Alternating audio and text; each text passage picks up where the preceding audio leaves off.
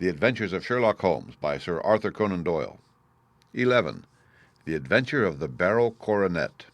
"Holmes," said I, as I stood one morning in our bow window looking down the street, "here is a madman coming along. It seems rather sad that his relatives should allow him to come out alone." My friend rose lazily from his armchair and stood with his hands in the pockets of his dressing gown, looking over my shoulder. It was a bright, crisp February morning, and the snow of the day before still lay deep upon the ground, shimmering brightly in the wintry sun. Down the center of Baker Street it had been plowed into a brown, crumbly band by the traffic, but at either side and on the heaped-up edges of the footpaths it still lay as white as when it fell. The gray pavement had been cleaned and scraped, but was still dangerously slippery, so that there were fewer passengers than usual. Indeed, from the direction of the Metropolitan Station no one was coming save the single gentleman whose eccentric conduct had drawn my attention. He was a man of about 50, tall, portly, and imposing, with a massive, strongly marked face and a commanding figure. He was dressed in a sombre yet rich style in black frock coat, shining hat, neat brown gaiters, and well-cut pearl-gray trousers. Yet his actions were in absurd contrast to the dignity of his dress and features, for he was running hard, with occasional little springs, such as a weary man gives who is little accustomed to set any tax upon his legs. As he ran, he jerked his hands up and down, waggled his head, and writhed his face into the most extraordinary contortions. "What on earth can be the matter with him?" I asked. "He is looking up at the number of the houses." "I believe that he is coming here," said Holmes, rubbing his hands. "Here?" "Yes. I rather think he is coming to consult me professionally. I think that I recognize the symptoms." "Ha, ha! Did I not tell you?" As he spoke, the man, puffing and blowing, rushed at our door and pulled at our bell until the whole house resounded with the clanging. A few moments later he was in our room, still puffing, still gesticulating, but with so fixed a look of grief and despair in his eyes that our smiles were turned in an instant to horror and pity. For a while he could not get his words out, but swayed his body and plucked at his hair like one who had been driven to the extreme limits of his reason. Then, suddenly springing to his feet, he beat his head against the wall with such force that we both rushed upon him and tore him away to the center of the room. Sherlock Holmes pushed him down into the easy-chair, and sitting beside him, patted his hand and chatted with him in the easy, soothing tones which he knew so well how to employ. "You have come to tell your story, have you not?" said he. "You are fatigued with your haste.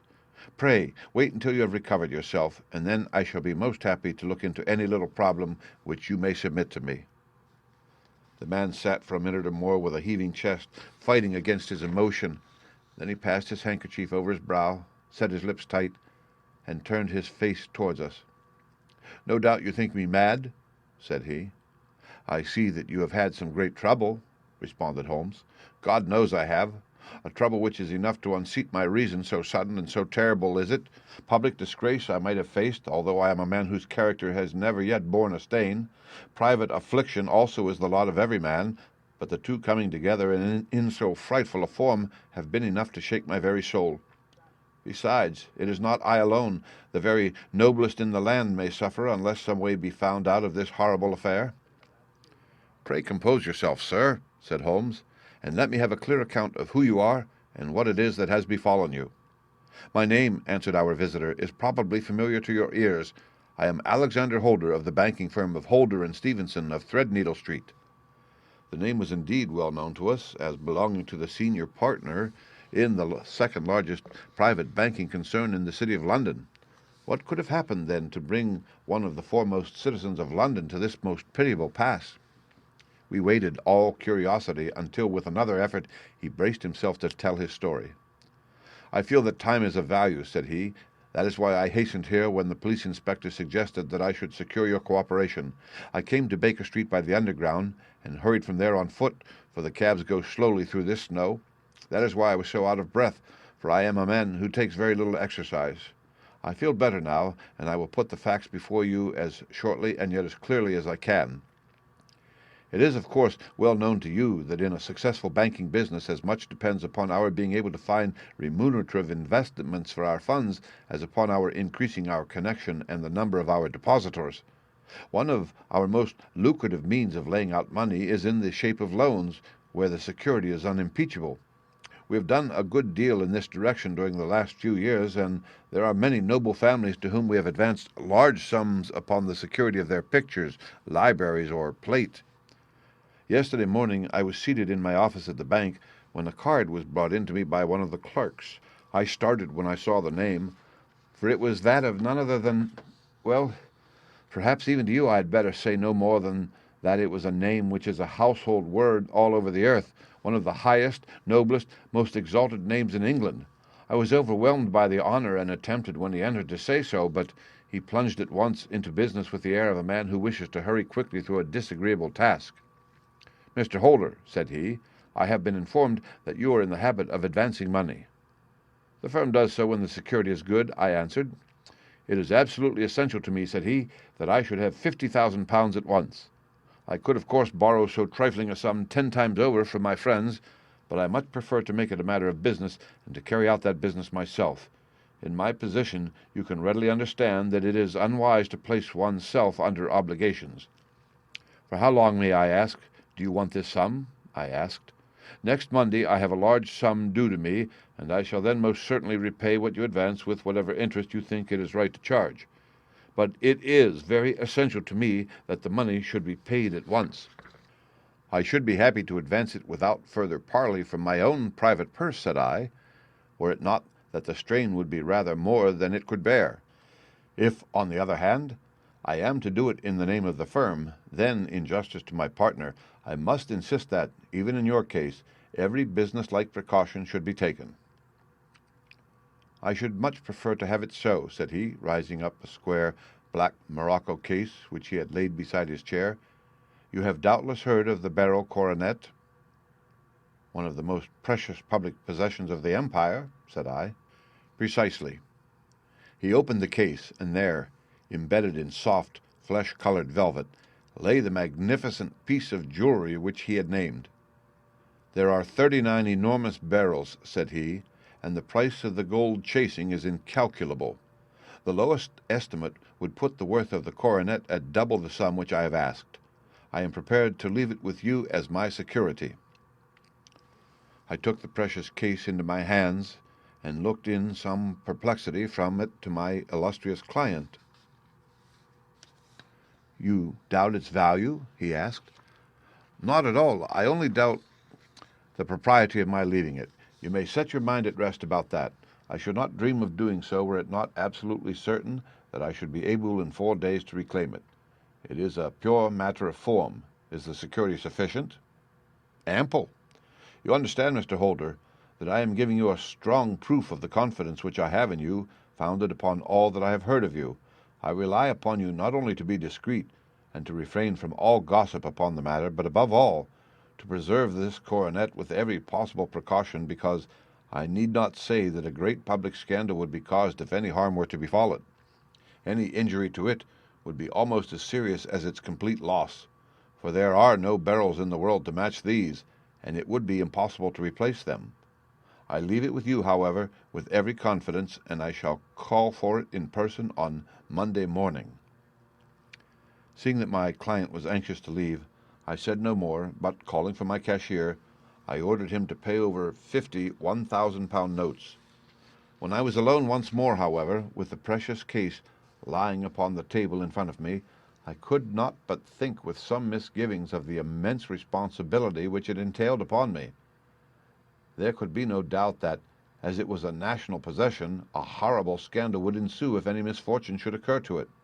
I already regretted having ever consented to take charge of it. However, it was too late to alter the matter now, so I locked it up in my private safe and turned once more to my work. When evening came, I felt that it would be an imprudence to leave so precious a thing in the office behind me. Bankers' safes have been forced before now, and why should not mine be? If so, how terrible would be the position in which I should find myself. I determined, therefore, that for the next few days I would always carry the case backward and forward with me, so that it might never be really out of my reach. With this intention, I called a cab and drove out to my house at Streatham, carrying the jewel with me. I did not breathe freely until I had taken it upstairs and locked it in the bureau of my dressing-room. And now a word as to my household, Mr. Holmes, for I wish you to thoroughly understand the situation. My groom and my page sleep out of the house and may be set aside altogether. I have 3 maid-servants who have been with me a number of years and whose absolute reliability is quite above suspicion. Another, Lucy Parr, the second waiting maid, has only been in my service a few months. She came with an excellent character, however, and has always given me satisfaction. She is a very pretty girl and has attracted admirers who have occasionally hung about the place. That is the only drawback which we have found to her, but we believe her to be a thoroughly good girl in every way. So much for the servants. My family itself is so small that it will not take me long to describe it. I am a widower and have an only son, Arthur. He has been a disappointment to me, Mr. Holmes, a grievous disappointment. I have no doubt that I am myself to blame. People tell me that I have spoiled him. Very likely I have. When my dear wife died, I felt that he was all I had to love. I could not bear to see the smile fade even for a moment from his face. I have never denied him a wish. Perhaps it would have been better for both of us had I been sterner, but I meant it for the best. It was naturally my intention that he should succeed me in my business, but he was not of a business turn. He was wild, wayward, and, to speak the truth, I could not trust him in handling of large sums of money. When he was young, he became a member of an aristocratic club, and there, having charming manners, he was soon the intimate of a number of men with long purses and expensive habits. He learned to play heavily at cards and to squander money on the turf, until he had again and again to come to me and implore me to give him an advance upon his allowance, that he might settle his debts of honor. He tried more than once to break away from the dangerous company which he was keeping, but each time the influence of his friend Sir George Burnwell was enough to draw him back again. And indeed, I could not wonder that such a man as Sir George Burnwell should gain an influence over him, for he has frequently brought him to my house, and I have found myself that I could hardly resist the fascination of his manner. He is older than Arthur, a man of the world to his fingertips, one who had been everywhere, seen everything, a brilliant talker and a man of great personal beauty. Yet when I think of him in cold blood, far away from the glamour of his presence, I am convinced from his cynical speech and the look which I have caught in his eyes that he is one who should be deeply distrusted. So I think, and so too thinks my little Mary, who has a woman's quick insight into character. And now there is only she to be described. She is my niece, but when my brother died 5 years ago and left her alone in the world, I adopted her, and have looked upon her ever since as my daughter. She is a sunbeam in my house, sweet, loving, beautiful, a wonderful manager and housekeeper, yet as tender and quiet and gentle as a woman could be. She is my right hand. I do not know what I could do without her. In only one matter has she ever gone against my wishes. Twice my boy has asked her to marry him, for he loves her devotedly, but each time she has refused him. I think that if anyone could have drawn him into the right path, it would have been she, and that his marriage might have changed his whole life. But now, alas, it is too late, forever too late. Now, Mr. Holmes, you know the people who live under my roof, and I shall continue with my miserable story. When we were taking coffee in the drawing-room that night after dinner, I told Arthur and Mary my experience, and of the precious treasure which we had under our roof, suppressing only the name of my client. Lucy Parr, who had brought in the coffee, had, I am sure, left the room, but I cannot swear that the door was closed. Mary and Arthur were much interested and wished to see the famous coronet, but I thought it better not to disturb it. "Where have you put it?" asked Arthur. "In my own bureau." "Well, I hope to goodness the house won't be burgled during the night," said he. "It is locked up," I answered. "Oh, any old key will fit that bureau. When I was a youngster, I have opened it myself with the key of the box-room cupboard." He often had a wild way of talking, so that I thought little of what he said. He followed me to my room, however, that night with a very grave face. "Look here, Dad," said he, with his eyes cast down. "Can you let me have £200? "No, I cannot," I answered sharply. "I have been far too generous with you in money matters." "You have been very kind," said he, "but I must have this money, or else I can never show my face inside the club again." "And a very good thing, too," I cried. "Yes, but you would not have me leave it a dishonored man," said he. I could not bear the disgrace. I must raise the money in some way, and if you will not let me have it, then I must try other means." I was very angry, for this was the third demand during the month. "You shall not have a farthing from me," I cried, on which he bowed and left the room without another word. When he was gone, I unlocked my bureau, made sure that my treasure was safe, and locked it again. Then I started to go round the house to see that all was secure, a duty which I usually leave to Mary, but which I thought it well to perform myself that night. As I came down the stairs, I saw Mary herself at the side window of the hall, which she closed and fastened as I approached. "Tell me, Dad," said she, looking, I thought, a little disturbed, "did you give Lucy the maid leave to go out tonight?" "Certainly not. She came in just now by the back door. I have no doubt that she has only been to the side gate to see someone, but I think that it is hardly safe and should be stopped." "You must speak to her in the morning, or I will, if you prefer it. Are you sure that everything is fastened?" "Quite sure, Dad." "Then good night." I kissed her and went up to my bedroom again, where I was soon asleep. "I am endeavoring to tell you everything, Mr. Holmes, which may have any bearing upon the case, but I beg that you will question me upon any point which I do not make clear." "On the contrary, your statement is singularly lucid."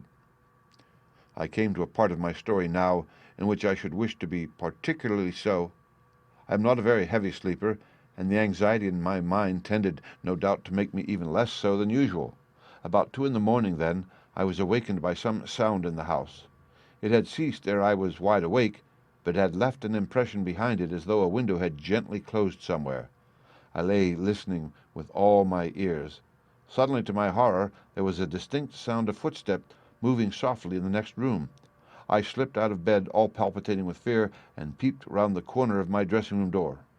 "Arthur!" I screamed. "You villain! You thief! How dare you touch that coronet?" The gas was half up, as I had left it, and my unhappy boy, dressed only in his shirt and trousers, was standing beside the light, holding the coronet in his hands. He appeared to be wrenching at it, or bending it with all his strength. At my cry he dropped it from his grasp and turned as pale as death. I snatched it up and examined it. One of the gold corners, with 3 of the barrels in it, was missing. "You blackguard!" I shouted, beside myself with rage. "You have destroyed it. You have dishonored me forever. Where are the jewels which you have stolen?" "Stolen!" he cried. "Yes, thief!" I roared, shaking him by the shoulder.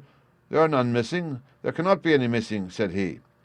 "There are 3 missing, and you know where they are. Must I call you a liar as well as a thief? Did I not see you trying to tear off another piece?"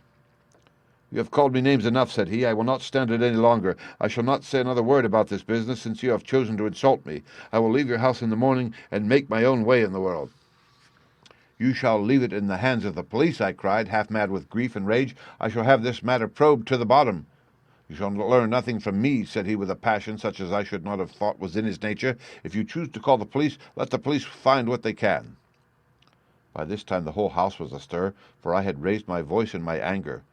Mary was the first to rush into my room, and at the sight of the coronet and of Arthur's face, she read the whole story, and with a scream fell down senseless on the ground. I sent the housemaid for the police, and put the investigation into their hands at once. When the inspector and a constable entered the house, Arthur, who had stood sullenly with his arms folded, asked me whether it was my intention to charge him with theft. I answered that it had ceased to be a private matter, but had become a public one, since the ruined coronet was national property. I was determined that the law should have its way in everything. "At least," said he, "you will not have me arrested at once. It would be to your advantage as well as mine if I might leave the house for 5 minutes." "That you may get away, or perhaps that you may conceal what you have stolen," said I.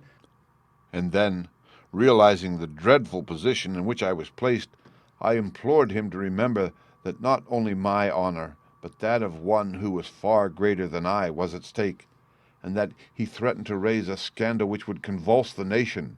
He might avert it all if he would but tell me what he had done with the 3 missing stones. "You may as well face the matter," said I.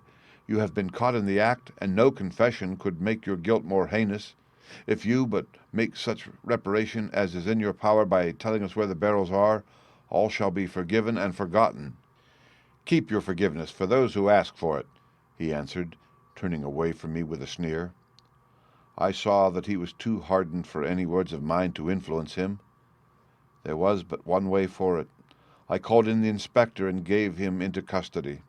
A search was made at once, not only of his person, but of his room, and of every portion of the house where he could possibly have concealed the gems.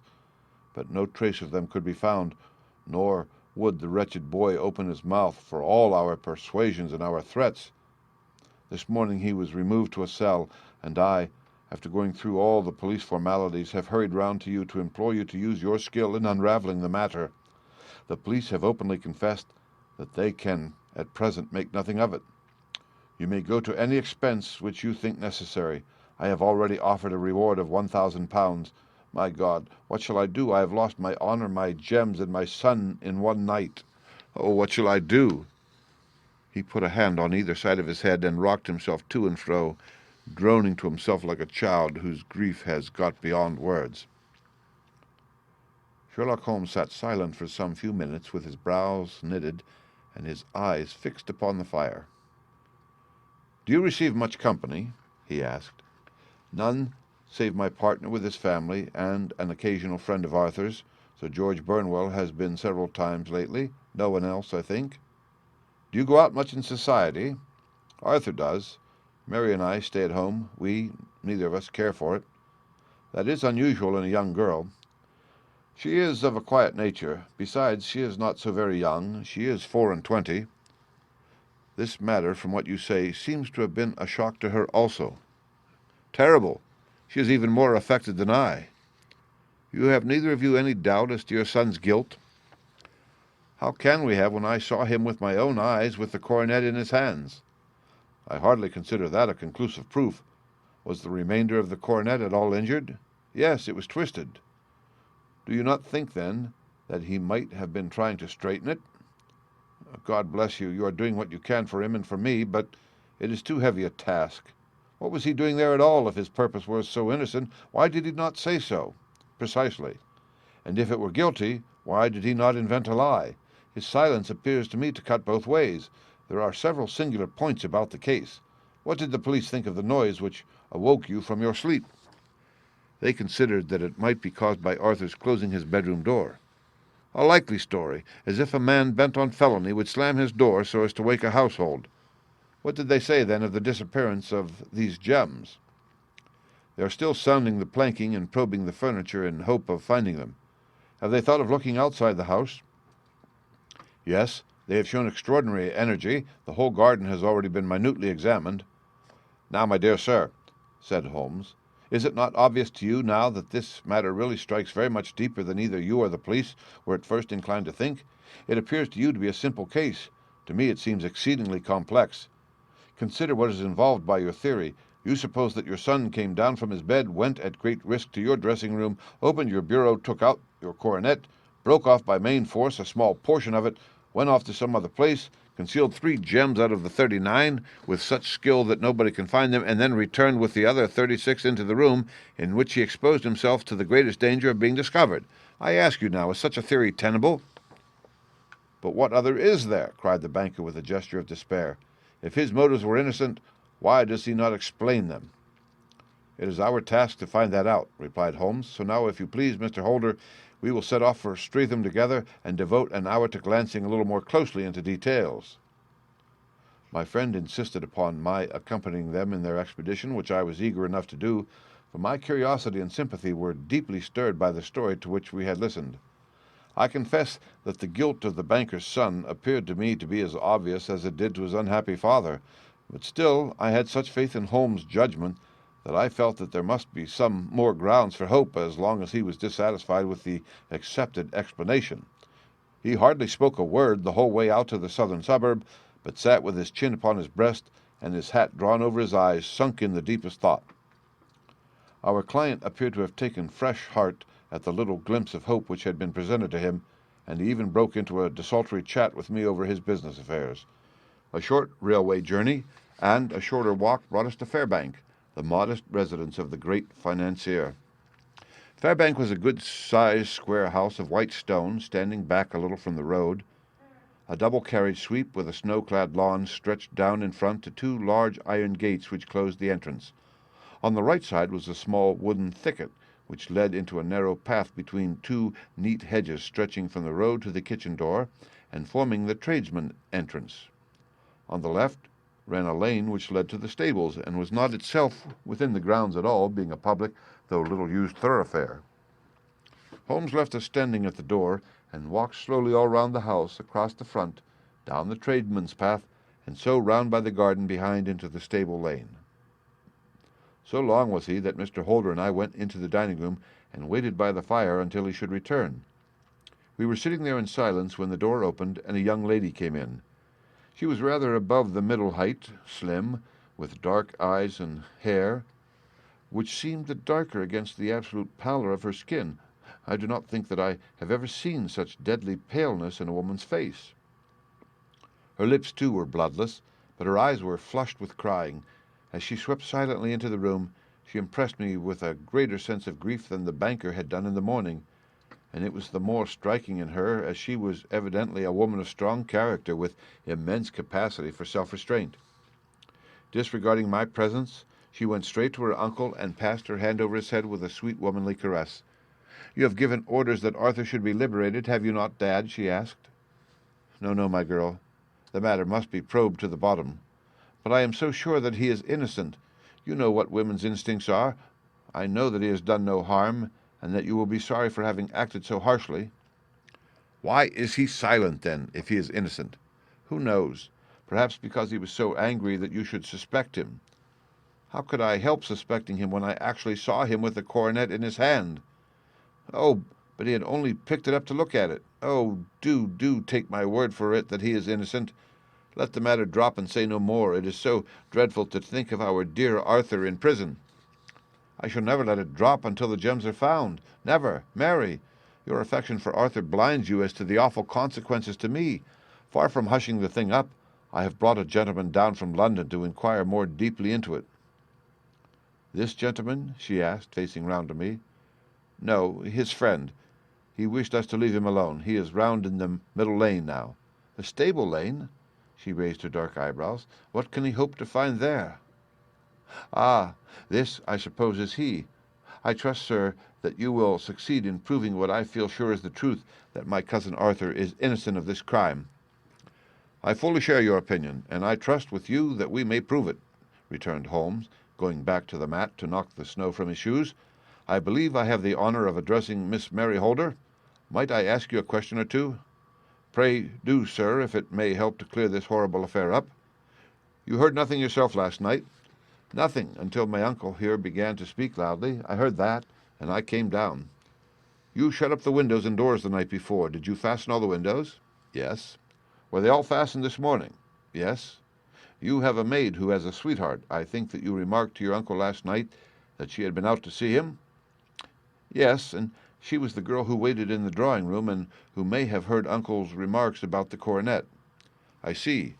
You infer that she may have gone out to tell her sweetheart, and that the two may have planned the robbery?" "But what is the good of all these vague theories?" cried the banker impatiently, "when I have told you that I saw Arthur with the coronet in his hands." "Wait a little, Mr. Holder. We must come back to that. About this girl, Miss Holder. You saw her return by the kitchen door, I presume?" "Yes. When I went in to see if the door was fastened for the night, I met her slipping in. I saw the man, too, in the gloom." "Do you know him?" "Oh, yes. He is the greengrocer who brings our vegetables around. His name is Francis Prosper." "He stood," said Holmes, "to the left of the door, that is to say, farther up the path than is necessary to reach the door?" "Yes, he did." "And he is a man with a wooden leg?" Something like fear sprang up in the young lady's expressive black eyes. "Why, you are like a magician," said she. "How do you know that?" She smiled, but there was no answering smile in Holmes' thin, eager face. "I should be very glad now to go upstairs," said he. "I shall probably wish to go over the outside of the house again. Perhaps I had better take a look at the lower windows before I go up." He walked swiftly round from one to the other, pausing only at the larger one, which looked from the hall onto the stable lane. This he opened, and made a very careful examination of the sill with his powerful magnifying glass. "Now we shall go upstairs," said he at last. The banker's dressing-room was a plainly furnished little chamber with a grey carpet, a large bureau, and a large mirror. Holmes went to the bureau first and looked hard at the lock. "Which key was used to open it?" he asked. "That which my son himself indicated, that of the cupboard of the lumber room." "Have you it here?" "That is it on the dressing table." Sherlock Holmes took it and opened the bureau. "It is a noiseless lock," said he. "It is no wonder that it did not wake you. This case, I presume, contains the coronet. We must have a look at it." He opened the case, and taking out the diadem, he laid it upon the table. It was a magnificent specimen of the jeweler's art, and the 36 stones were the finest that I have ever seen. At one side of the coronet was a cracked edge, where a corner holding 3 gems had been torn away. "Now, Mr. Holder," said Holmes, "here is the corner which corresponds to that which has been so unfortunately lost. Might I beg that you will break it off?" The banker recoiled in horror. "I should not dream of trying," said he. "Then I will." Holmes suddenly bent his strength upon it, but without result. "I feel it give a little," said he, "but though I am exceptionally strong in the fingers, it would take me all my time to break it. An ordinary man could not do it. Now, what do you think would happen if I did break it, Mr. Holder? There would be a noise like a pistol shot. Do you tell me that all this happened within a few yards of your bed, and that you heard nothing of it?" "I do not know what to think. It is all dark to me, but perhaps it may grow lighter as we go. What do you think, Miss Holder?" "I confess that I still share my uncle's perplexity. Your son had no shoes or slippers on when you saw him. He had nothing on save only his trousers and shirt." "Thank you. We have certainly been favored with extraordinary luck during this inquiry, and it will be entirely our own fault if we do not succeed in clearing the matter up. With your permission, Mr. Holder, I shall now continue my investigation outside." He went alone at his own request, for he explained that any unnecessary footmarks might make his task more difficult. For an hour or more he was at work, returning at last with his feet heavy with snow and his features as inscrutable as ever. "I think that I have seen now all that there is to see, Mr. Holder," said he. "I can serve you best by returning to my rooms." "But the gems, Mr. Holmes, where are they?" "I cannot tell." The banker wrung his hands. "I shall never see them again," he cried. "And my son, you give me hopes?" "My opinion is in no way altered." "Then, for God's sake, what was this dark business which was acted in my house last night?" "If you can call upon me at my Baker Street rooms tomorrow morning between 9 and 10, I shall be happy to do what I can to make it clearer. I understand that you give me carte blanche to act for you, provided only that I get back the gems, and that you place no limit on the sum I may draw. I would give my fortune to have them back." "Very good. I shall look into the matter between this and then. Good-bye. It is just possible that I may have to come over here again before evening." It was obvious to me that my companion's mind was now made up about the case, although what his conclusions were was more than I could even dimly imagine. Several times during our homeward journey I endeavored to sound him upon the point, but he always glided away to some other topic, until at last I gave it over in despair. It was not yet 3 when we found ourselves in our rooms once more. He hurried to his chamber, and was down again in a few minutes, dressed as a common loafer. With his collar turned up, his shiny seedy coat, his red cravat, and his warm boots, he was a perfect sample of the class. "I think that this should do," said he, glancing into the glass above the fireplace. "I only wish that you could come with me, Watson, but I fear that it won't do. I may be on the trail in this matter, or I may be following a will-o'-the-wisp, but I shall soon know which it is. I hope that I may be back in a few hours." He cut a slice of beef from the joint upon the sideboard, sandwiched it between 2 rounds of bread, and thrusting this rude meal into his pocket, he started off upon his expedition. I had just finished my tea when he returned, evidently in excellent spirits, swinging an old elastic-sided boot in his hand. He chucked it down into a corner and helped himself to a cup of tea. "I only looked in as I passed," said he. "I am going right on." "Where to?" "Oh, to the other side of the West End. It may be some time before I get back. Don't wait up for me in case I should be late." "How are you getting on?" "Oh, so-so, nothing to complain of. I have been out to Streatham since I saw you last, but I did not call at the house. It is a very sweet little problem, and I would not have missed it for a good deal. However, I must not sit gossiping here, but must get these disreputable clothes off and return to my highly respectable self." I could see by his manner that he had stronger reasons for satisfaction than his words alone would imply. His eyes twinkled, and there was even a touch of colour upon his sallow cheeks. He hastened upstairs, and a few minutes later I heard the hall door slam, which told me that he was off once more upon his congenial hunt. I waited until midnight, but there was no sign of his return, so I retired to my room. It was no uncommon thing for him to be away for days and nights on end when he was hot upon a scent, so that his lateness caused me no surprise. I do not know at what hour he came in, but when I came down to breakfast in the morning, there he was with a cup of coffee in one hand and the paper in the other, as fresh and trim as possible. "You will excuse my beginning without you, Watson," said he, "but you remember that our client has rather an early appointment this morning." "Why, it is after 9 now," I answered. "I should not be surprised if that were he." "I thought I heard a ring." It was indeed our friend the financier.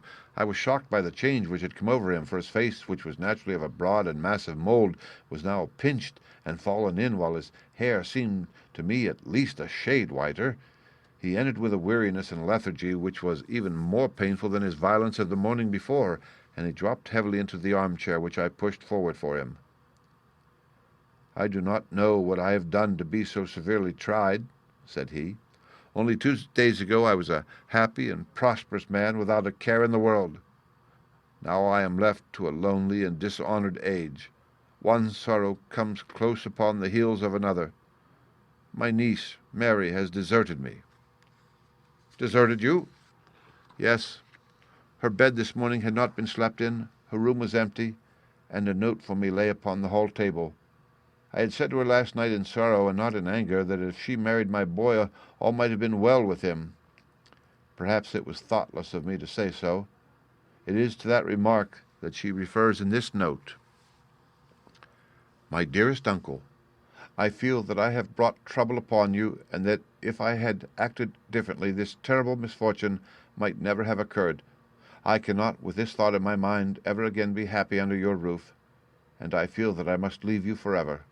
Do not worry about my future, for that is provided for, and above all, do not search for me, for it will be fruitless labor and an ill service to me. In life or in death, I am ever your loving Mary." What could she mean by that note, Mr. Holmes? Do you think it points to suicide? No, nothing of the kind. It is perhaps the best possible solution. I trust, Mr. Holder, that you are nearing the end of your troubles. "Ha! You say so. You have heard something, Mr. Holmes. You have learned something. Where are the gems?" "You would not think £1,000 apiece an excessive sum for them? I would pay 10.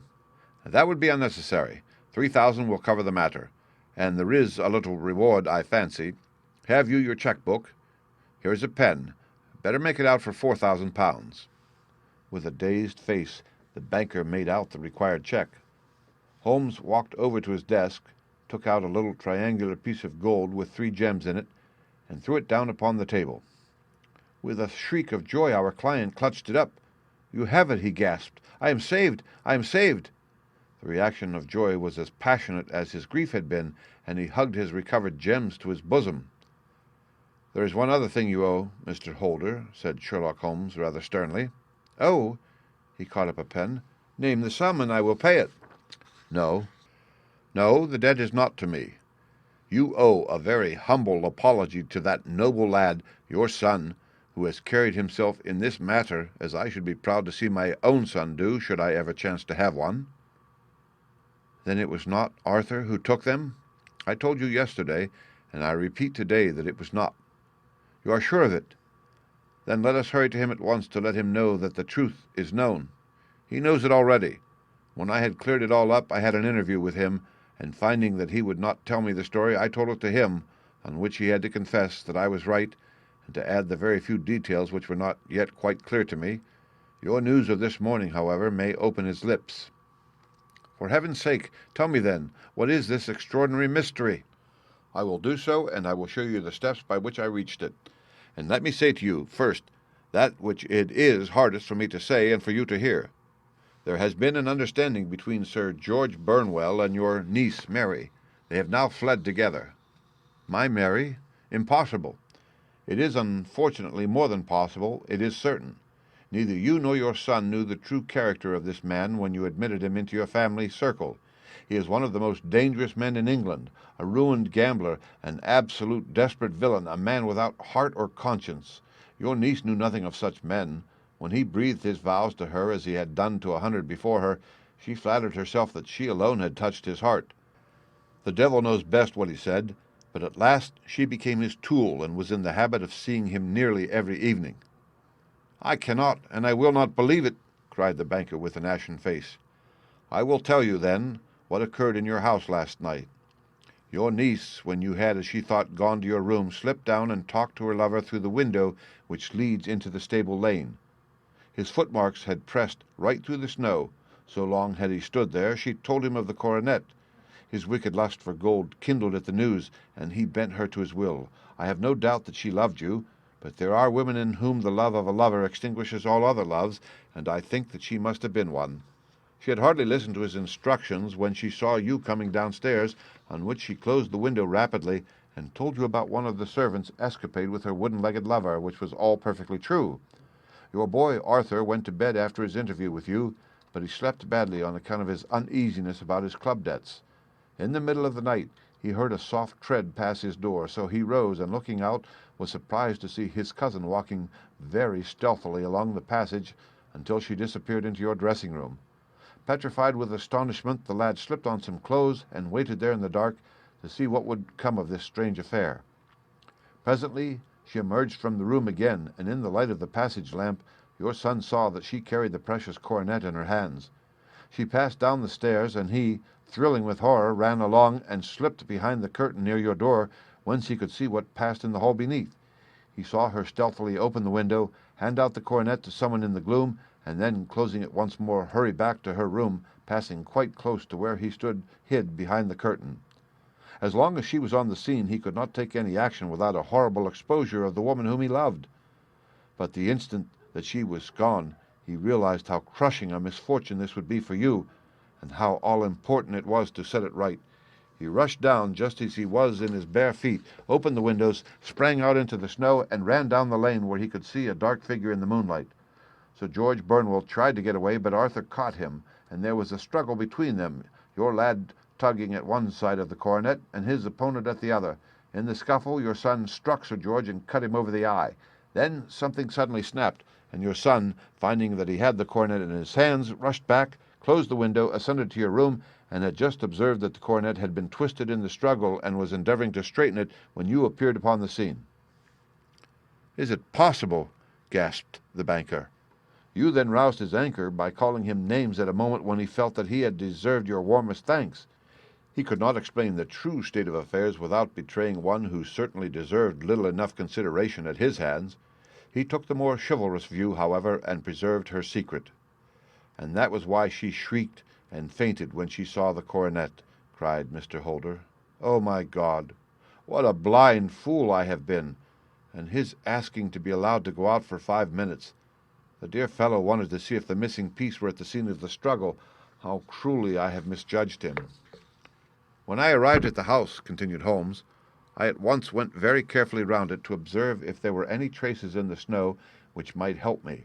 I knew that none had fallen since the evening before, and also that there had been a strong frost to preserve impressions.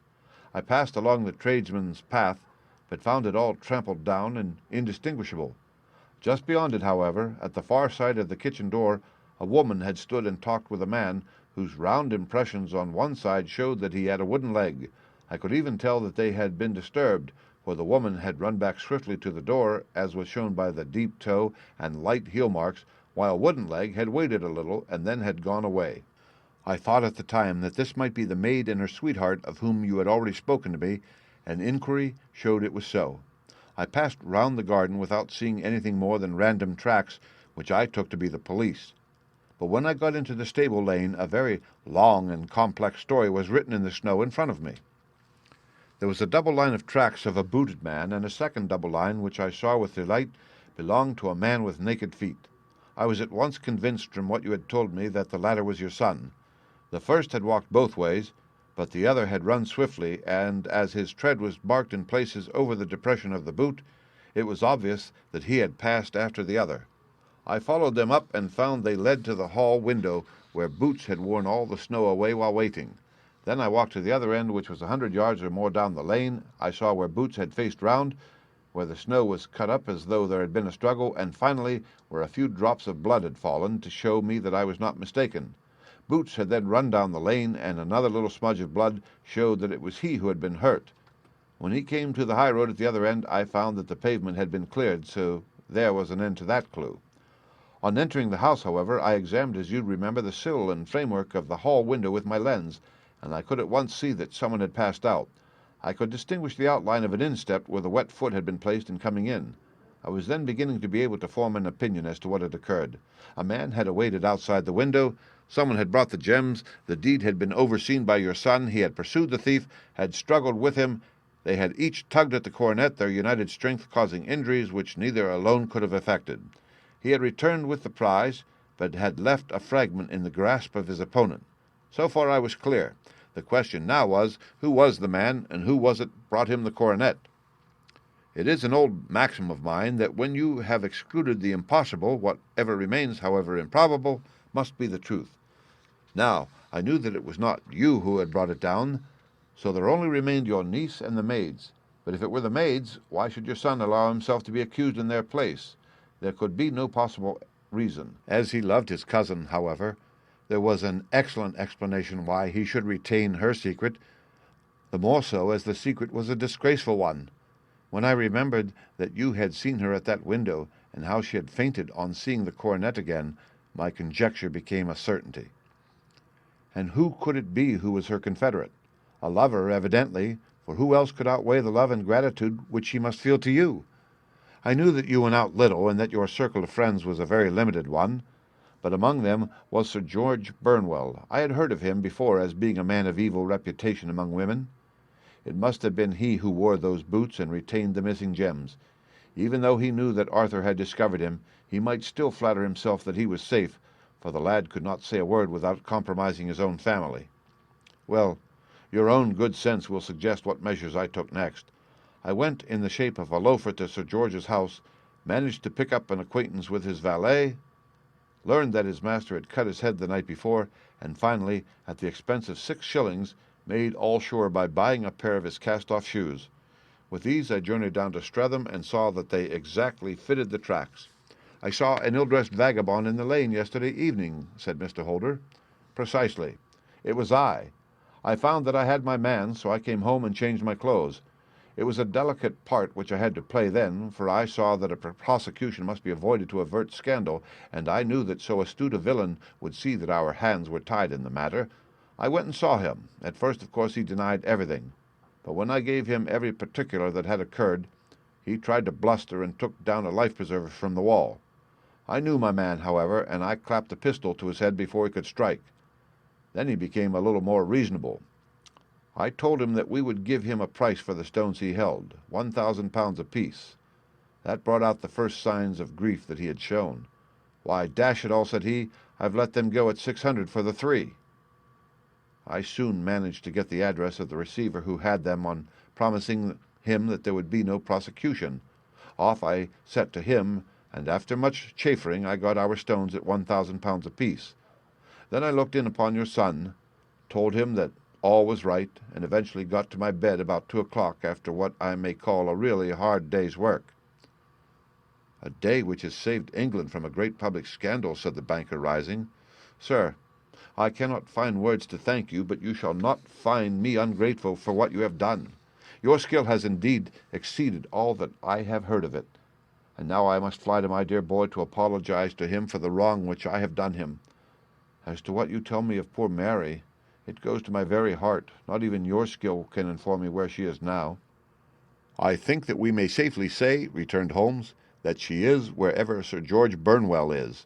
It is equally certain, too, that whatever her sins are, they will soon receive a more than sufficient punishment. The end. Read by Rick Kistner for Lit2Go on the web at fcit.usf.edu.